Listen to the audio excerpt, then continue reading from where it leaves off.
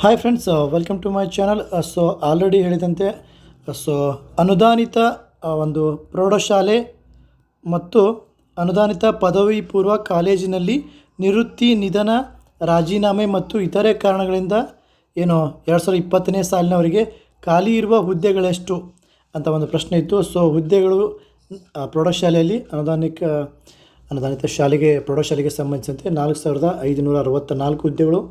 ಆಮೇಲೆ ಪದವಿ ಪೂರ್ವ ಕಾಲೇಜಿಗೆ 1750 ಹುದ್ದೆಗಳು. ಎಷ್ಟು ಹುದ್ದೆ ಖಾಲಿ ಇವೆ ಅಂತ ಮಾಹಿತಿಯನ್ನು ನೀಡಿದ್ದು ಪ್ರಸ್ತುತ ಒಂದು ಅಧಿವೇಶನದಲ್ಲಿ, ಬೆಳಗಾವಿಯ ಒಂದು ಚಳಿಗಾಲದ ಅಧಿವೇಶನದಲ್ಲಿ. ಸೊ ಯಾವ ಒಂದು ಜಿಲ್ಲೆಯಲ್ಲಿ ಎಷ್ಟು ಪ್ರೌಢಶಾಲೆ ಅನುದಾನಿತ ಪ್ರೌಢಶಾಲೆಗಳಲ್ಲಿ ಖಾಲಿ ಇರುವ ಬೋಧಕ ಹುದ್ದೆಗಳು ಎಷ್ಟು ಖಾಲಿ ಇವೆ ಅಂತ ನೋಡೋಣ.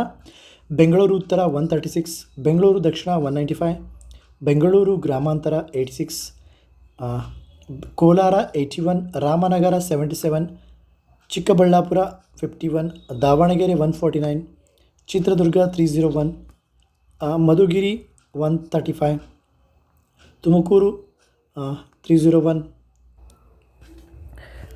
ಇನ್ನು ಶಿವಮೊಗ್ಗ 122, ಮೈಸೂರು 211 ಅಂದರೆ 211, ಮಂಡ್ಯ 87, ಹಾಸನ 132, ಚಾಮರಾಜನಗರ 125, ಉಡುಪಿ 198, ದಕ್ಷಿಣ ಕನ್ನಡ 117, ಚಿಕ್ಕಮಗಳೂರು 160, ಮಡಿಕೇರಿ 22, ಬಾಗಲಕೋಟೆ 159, ಬೆಳಗಾವಿ 383, ಚಿಕ್ಕೋಡಿ 286, ಇನ್ನು ಧಾರವಾಡ 114, ಗದಗ 81, ಹಾವೇರಿ 172, ಕಾರವಾರ 80, ಶಿರಸಿ 59, ವಿಜಯಪುರ 128, ಬಳ್ಳಾರಿ 37, ಬೀದರ್ 143, ರಾಯಚೂರು 16, ಕೊಪ್ಪಳ 23, ಕಲಬುರಗಿ 110, ಯಾದಗಿರಿ 9 ಆ್ಯಂಡ್ ವಿಜಯನಗರ 78. ಟೋಟಲು ಅನುದಾನಿತ ಶಾಲೆಗಳಲ್ಲಿ ಖಾಲಿ ಇರುವ ಪ್ರೌಢಶಾಲಾ ಹುದ್ದೆಗಳು ಎಷ್ಟಪ್ಪ ಅಂತಂದರೆ 4564.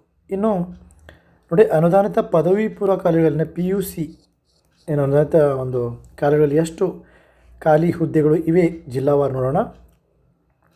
ಬೆಂಗಳೂರು ಉತ್ತರ 85, ಬೆಂಗಳೂರು ದಕ್ಷಿಣ 60, ಬೆಂಗಳೂರು ಗ್ರಾಮಾಂತರ 14, ರಾಮನಗರ 21, ಬಳ್ಳಾರಿ 31, ಚಿಕ್ಕೋಡಿ 82, ಬೆಳಗಾವಿ 66, ಬಾಗಲಕೋಟೆ 59, ವಿಜಯಪುರ 97, ಬೀದರ್ 138, ಇನ್ನು ದಾವಣಗೆರೆ 69, ಚಿತ್ರದುರ್ಗ 49,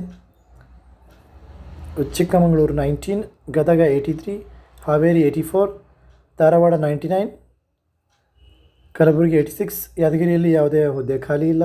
ಹಾಸನ 29, ಎಲ್ಲ ಫುಲ್ ಆಗಿವೆ ಅಂತ ಅರ್ಥ. ಯಾದಗಿರಿಯಲ್ಲಿ 0 ಅಂತಂದರೆ.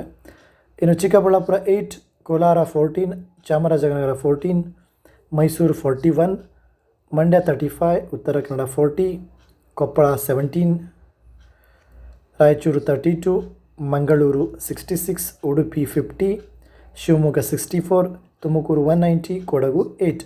ಟೋಟಲು 1750 PU ಲೆಕ್ಚರ್ಸ್ ಅನುದಾನಿತ ಕಾಲೇಜುಗಳಲ್ಲಿ ಖಾಲಿ ಇವೆ. ಸೊ ಇಷ್ಟು ಹುದ್ದೆಗಳು ಖಾಲಿ ಇವೆ ಫ್ರೆಂಡ್ಸ್. ಇನ್ನೇನು 5000 ಹುದ್ದೆಗಳು HK ರೀಸನ್ಗೆ ಅಂದರೆ 1 to 10th ಒಂದು ನೇಮಕಾತಿ ಮಾಡೋದಕ್ಕೆ ಸದ್ಯ ಸಿದ್ಧವಾಗಿದೆ ಅಂತ ಹೇಳ್ಬೋದು.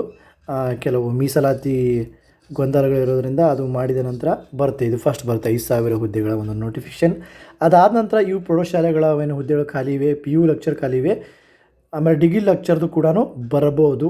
ಸೊ ಬರುತ್ತೆ ಅಂತ ನನ್ನ ಅಭಿಪ್ರಾಯ. ಯಾಕಂದ್ರೆ ಚರ್ಚೆ ಆಗಿದೆ ಸದನದಲ್ಲಿ ಅಂತಂದರೆ ಬರುತ್ತೆ. ಸೊ ನೀವೆಲ್ಲರೂ ರೆಡಿಯಾಗಿರಿ, ಎಲ್ಲ ಓದ್ಕೊಂಡು ರೆಡಿಯಾಗಿರಿ. ಕಾಂಪಿಟೇಷನ್ ಸ್ವಲ್ಪ ಟಫ್ ಆಗಿದೆ, ಡೋಂಟ್ ವರಿ ಅಬೌಟ್ ದ್ಯಾಟ್. ನೀವು ಡೈಲಿ CET ಸಂಬಂಧಿಸಿದಂತೆ ಟ್ರಿಕ್ಸು ಅಥವಾ ನೋಟ್ಸು ಓದ್ತಾಯಿರಿ. ಅದೇ ರೀತಿ ನನ್ನ ಚಾನಲ್ಲಿ ಹಲವಾರು ವಿಷಯಗಳ ಬಗ್ಗೆ ಟ್ರಿಕ್ಸನ್ನು ಮಾಡಿದ್ದೇನೆ. ಅಲ್ಲಿ ಕೂಡ ನೀವು ಜಾಯ್ನ್ ಆಗ್ಬೋದು.